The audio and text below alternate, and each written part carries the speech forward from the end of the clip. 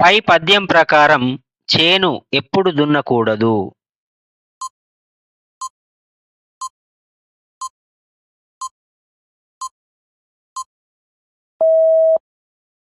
వర్షాలు పడినప్పుడు. వరదైన అంటే వర్షాలు ఎక్కువగా పడి పొలం వరద నీటితో బురదగా ఉన్నప్పుడు అని అర్థం. అటువంటి సమయంలో నేల పదునుగా ఉండక నాగలి సాగదు, కాబట్టి చేను దున్నకూడదు. పద్యం ప్రకారం కరవు కాలం వచ్చినప్పుడు ఎవరి దగ్గరికి వెళ్ళకూడదు?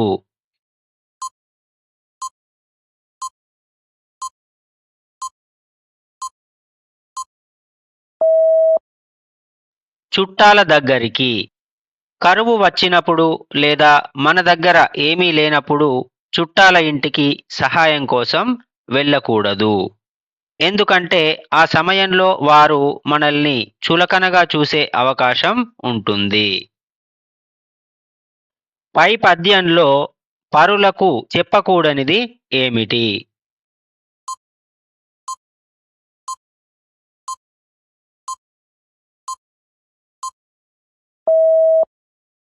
రహస్యం.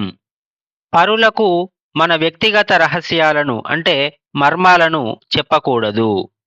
అలా చెప్పడం వల్ల భవిష్యత్తులో చిక్కులు వచ్చే అవకాశం ఉంటుంది. పద్యం ప్రకారం పిరికి వారికి కట్టబెట్టకూడనిది ఏది?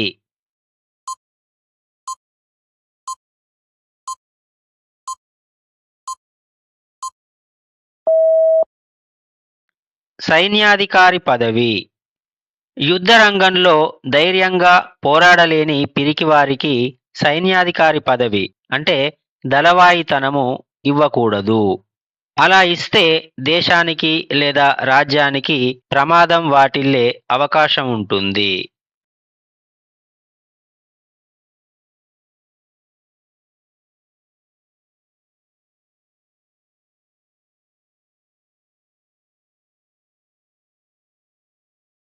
చూడడం ద్వారా అనుభూతిని పొందే కళ ఏది?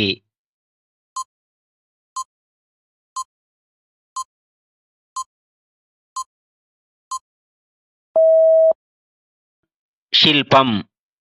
చిత్రకళ మరియు శిల్పకళల అనుభూతి చూపు ద్వారా స్ఫురిస్తుంది. కాబట్టి చూడడం ద్వారా అనుభూతిని పొందే కళ శిల్పం అవుతుంది. శ్రవ్య కళలు అంటే ఏమిటి?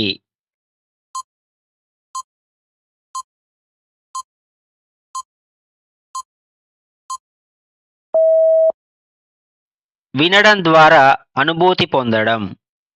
సంగీతం మరియు కవిత్వం వంటి కళలను వినడం ద్వారా అనుభూతిని పొందుతాము. కాబట్టి వీటిని శ్రవ్య కళలు అంటారు. దృశ్య, శ్రవ్య కళల సమాహారం ఏది?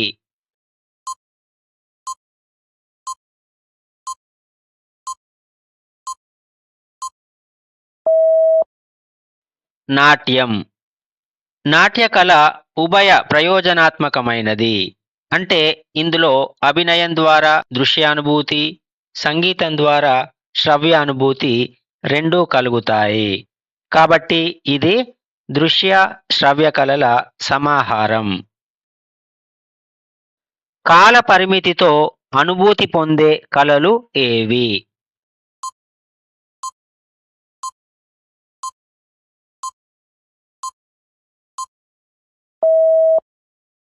శ్రవ్య కళలు. ఒక పాట వినడానికి లేదా కావ్యం చదవడానికి కొంత కాలపరిమితి అవసరమవుతుంది. అందుకే శ్రవ్య కళలను కాల సంబంధి కళలు అని అంటారు. రాము అన్నం తిన్నాడు, రాము బడికి వచ్చాడు. వీటిని ఒకే వాక్యంగా రాయండి.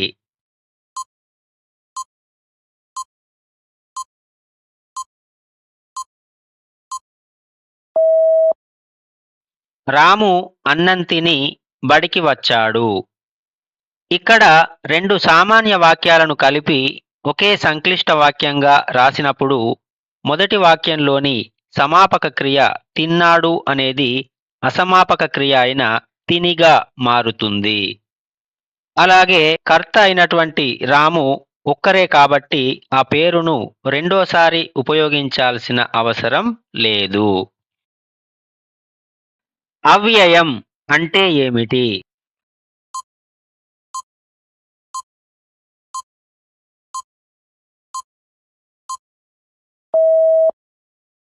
లింగ, వచన, విభక్తులు లేనిది. లింగము అంటే స్త్రీలింగం, పురుషలింగం, నపుంసకలింగం లేదా వచనము అంటే ఏకవచనం, బహువచనం మరియు విభక్తుల వల్ల ఎలాంటి మార్పు చెందని పదాలను అవ్యయాలు అంటారు. ఉదాహరణకు ఆహా, ఓహో, అక్కడ, ఇక్కడ, ఎక్కడ మరియు వంటి పదాలు ఏ సందర్భంలోనైనా ఒకేలా ఉంటాయి.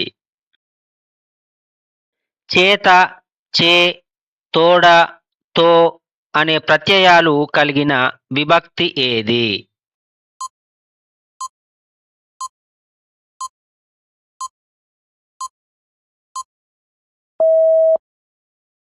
తృతీయ విభక్తి. తెలుగు వ్యాకరణంలో వాక్యంలోని పదాల మధ్య సంబంధాన్ని కలిగించే వాటిని విభక్తులు అంటారు. చేతన్, చేన్, తోడన్, తోన్ అనే ప్రత్యయాలు తృతీయ విభక్తికి చెందినవి. ఇవి సాధారణంగా పని జరగడానికి కారణమైన సాధనాన్ని లేదా తోడ్పాటును సూచిస్తాయి. ప్రథమ విభక్తి అంటే డూమువులు. అలాగే ద్వితీయ విభక్తి అంటే నిన్, నున్, లన్, కూర్చి, గురించి. అలాగే చతుర్థి విభక్తి అంటే కొరకున్, కై. ఒక పనిని చేయవద్దనే అర్థాన్ని సూచించే వాక్యం ఏది?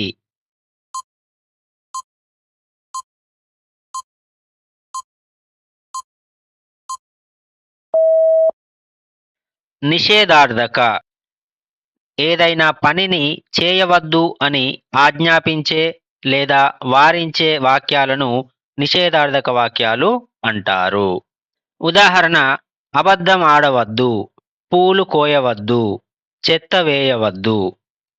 అలాగే అనుమత్యర్థక వాక్యం అంటే ఒక పని చేయడానికి అనుమతి ఇవ్వడం. ఉదాహరణ: లోపలికి రావచ్చు.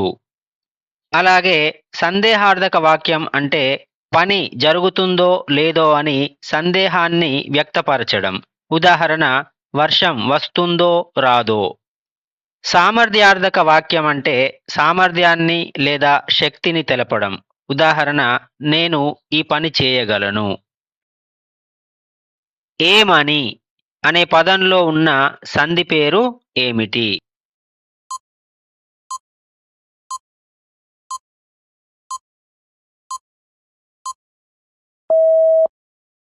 ఇకార సంధి. ఏమని అనే పదాన్ని విడదీస్తే ఏమి ప్లస్ అని అవుతుంది. ఇక్కడ మొదటి పదం చివర ఇకారం ఉండి దానికి అచ్చు ఆ పరమైనప్పుడు సంధి జరిగింది. కాబట్టి ఇది ఇకార సంధి లేదా ఇత్వ సంధి అవుతుంది. ఆమె వక్త్రం అందంగా ఉంది. ఇందులో వక్త్రం అనే పదానికి అర్థం ఏమిటి?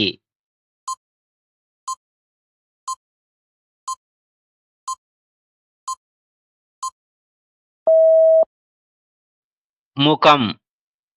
తెలుగు సాహిత్యంలో మరియు సంస్కృత పదకోశం ప్రకారం వక్త్రం అంటే ముఖం అంటే ఫేస్ అని అర్థం. ఈ పదాన్ని ఎక్కువగా వర్ణనల్లో ఉపయోగిస్తారు. ఉదాహరణకు వక్త్రేందుడు అంటే చంద్రుని వంటి ముఖం కలవాడు అని అర్థం. అసి, కృపానం అనే పర్యాయ పదాలు కలిగిన పదం ఏది?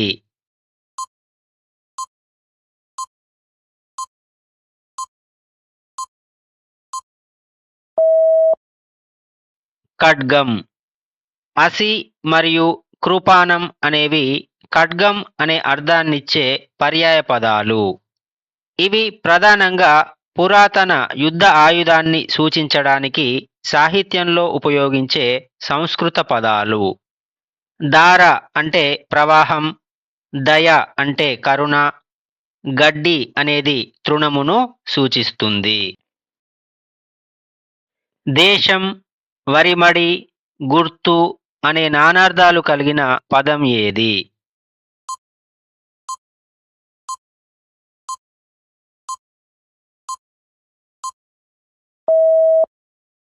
సీమ. తెలుగు భాషలో సీమ అనే పదానికి నానార్థాలుగా దేశం, వరిమడి మరియు గుర్తు అనే అర్థాలున్నాయి. ఒకే పదానికి సందర్భాన్ని బట్టి వేర్వేరు అర్థాలు రావడాన్ని నానార్థాలు అంటారు. వన్నె పదానికి ప్రకృతి పదం ఏది?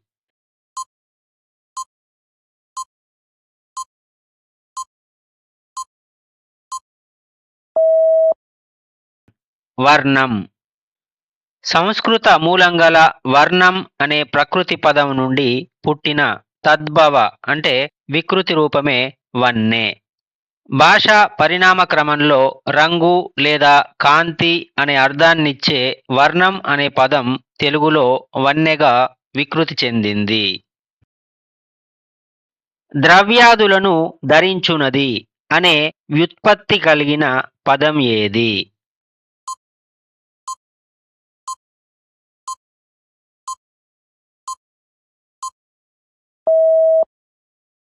వసుధ. వసు అంటే ద్రవ్యం, బంగారం లేదా రత్నాలు. ద అంటే ధరించేది అని అర్థం. కాబట్టి వసుధ అంటే ద్రవ్యాదులను తన గర్భంలో ధరించి ఉండేది అని వ్యుత్పత్త్యర్థం. ఇది భూమిని సూచిస్తుంది. కంచర్ల గోపన్న రాసిన శతకం పేరేమిటి?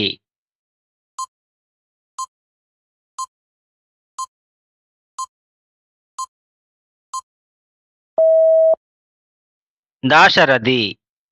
భక్త రామదాసుగా ప్రసిద్ధి చెందిన కంచర్ల గోపన్న భద్రాచల శ్రీరామునిపై దాశరథి కరుణాపయోనిధి అనే మకుటంతో దాశరథి శతకాన్ని రచించారు. సుమతి శతకాన్ని బద్దెన, వేమన శతకాన్ని వేమన, నరసింహ శతకాన్ని శేషప్ప కవి రచించారు. ఖండకావ్యాలు రాసిన కవి ఎవరు?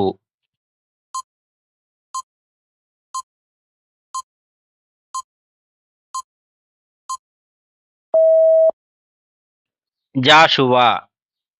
ఆధునిక కవులలో ప్రసిద్ధులైన గుర్రం జాషువా గారు అనేక ఖండకావ్యాలను రచించి ఖండకావ్య చక్రవర్తిగా ప్రసిద్ధి చెందారు. ఆయన రాసిన గబ్బిలం, ఫిరదౌసి వంటివి అత్యంత ప్రసిద్ధ ఖండకావ్యాలు. నన్నయ్య గారు పురాణ కవి అంటే ఆదికవి, శేషప్ప గారు శతకకర్త మరియు వట్టికోట ఆళ్వారు స్వామి గారు ప్రముఖ నవలాకారుడిగా గుర్తింపు పొందారు. కొరవి గోపరాజు రచన ఏది?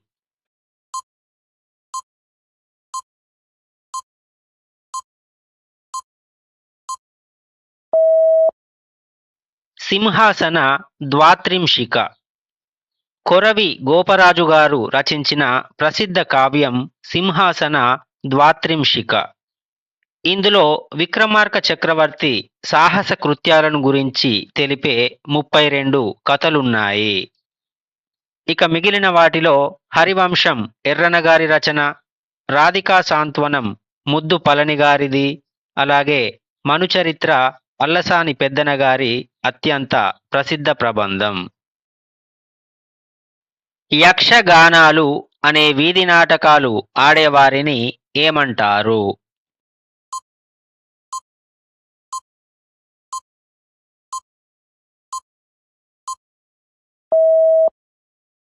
జక్కులు. ప్రాచీన కాలంలో జక్కులు అనే తెగవారు ప్రదర్శించే కళారూపమే కాలక్రమేణా యక్షగానం అంటే జక్కుల పాటగా మార్పు చెందింది. అందుకే ఈ వీధి నాటకాలు ఆడేవారిని జక్కులు అని పిలుస్తారు.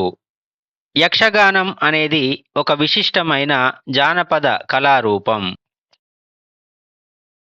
గంగిరెద్దు ఎవరి రచన?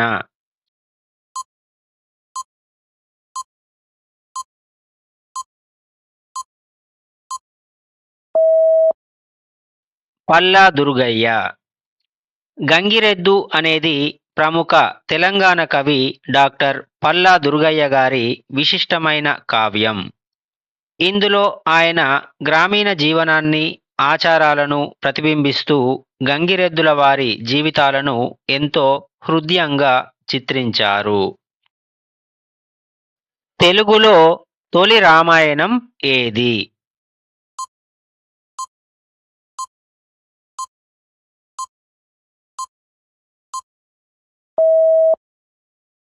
రంగనాథ రామాయణం. తెలుగు సాహిత్యంలో ద్విపద ఛందస్సులో గోన బుద్ధారెడ్డి రచించిన రంగనాథ రామాయణం తొలి రామాయణంగా ప్రసిద్ధి చెందింది. వాల్మీకి రామాయణం సంస్కృతంలో ఆదికావ్యం కాగా, తెలుగులో వెలువడిన పూర్తిస్థాయి తొలి రామాయణం మాత్రం రంగనాథ రామాయణమే. అయితే మొల్ల రామాయణం ఒక మహిళ అంటే ఆతుకూరి మొల్ల రాసిన తొలి తెలుగు రామాయణంగా గుర్తింపు పొందింది. గ్రీకు తాత్వికులైన పైథాగరస్, ప్లేటోలు భాష పుట్టుకకు కారణమని ప్రతిపాదించిన వాదము ఏది?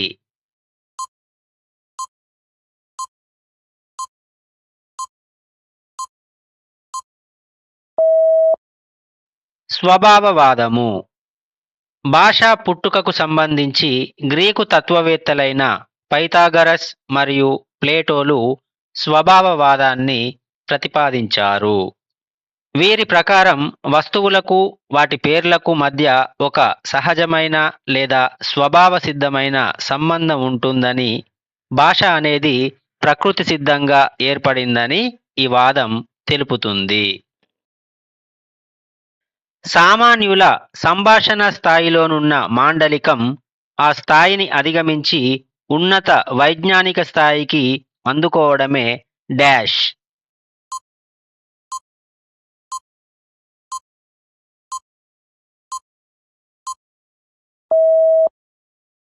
మేధావీకరణం. సాధారణ ప్రజలు మాట్లాడుకునే భాష అంటే మాండలికం కేవలం దైనందిన అవసరాలకే కాకుండా శాస్త్ర సాంకేతిక మరియు వైజ్ఞానిక రంగాల్లో లోతైన చర్చలకు ఉపయోగపడే స్థాయికి ఎదగడాన్ని మేధావీకరణం అంటారు. భాష యొక్క పరిధిని పెంచి దానిని మేధోపరమైన అవసరాలకు అనుగుణంగా తీర్చిదిద్దడం ఇందులో ప్రధాన ఉద్దేశం. విద్యార్థుల భాషణ నైపుణ్యాన్ని పెంపొందించుటకు ఉపాధ్యాయునకు ఉపకరించు వ్యూహాలలో ఒకటి ఏది?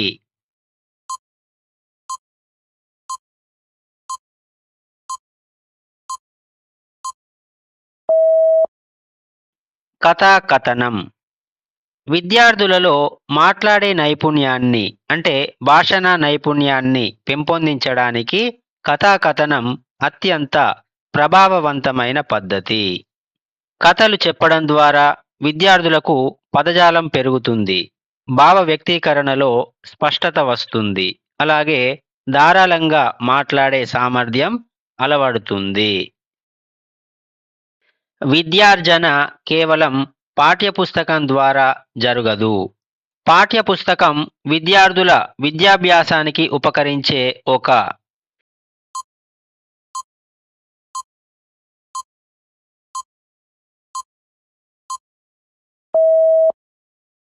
పరికరం మాత్రమే. నేటి ఆధునిక విద్యా విధానం ప్రకారం విద్యార్థి జ్ఞానాన్ని సముపార్జించడానికి పాఠ్యపుస్తకం ఒక్కటే మార్గం కాదు.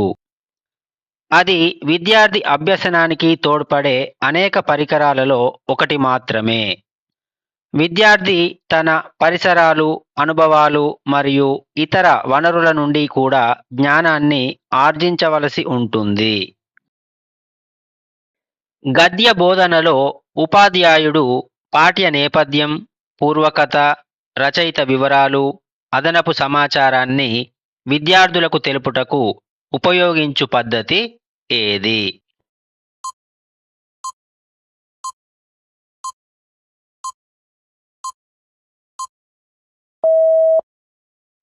వివరణ పద్ధతి.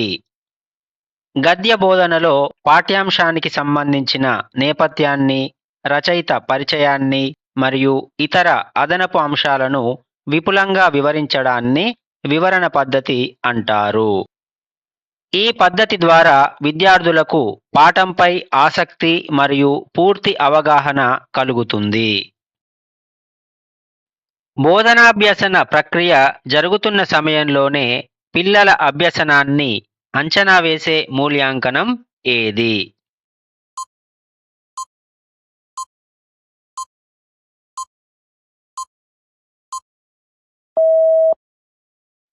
నిర్మాణాత్మక మూల్యాంకనం. తరగతి గదిలో బోధన జరుగుతున్న సమయంలోనే విద్యార్థులు ఎంతవరకు నేర్చుకుంటున్నారో వారి ప్రగతిని తెలుసుకోవడానికి చేసే మూల్యాంకనాన్ని నిర్మాణాత్మక మూల్యాంకనం అంటారు. ఇది ఒక నిరంతర ప్రక్రియ. ఇది విద్యార్థుల లోపాలను సరిదిద్దడానికి మరియు బోధనా పద్ధతుల్లో అవసరమైన మార్పులు చేసుకోవడానికి ఉపాధ్యాయులకు ఎంతగానో సహాయపడుతుంది.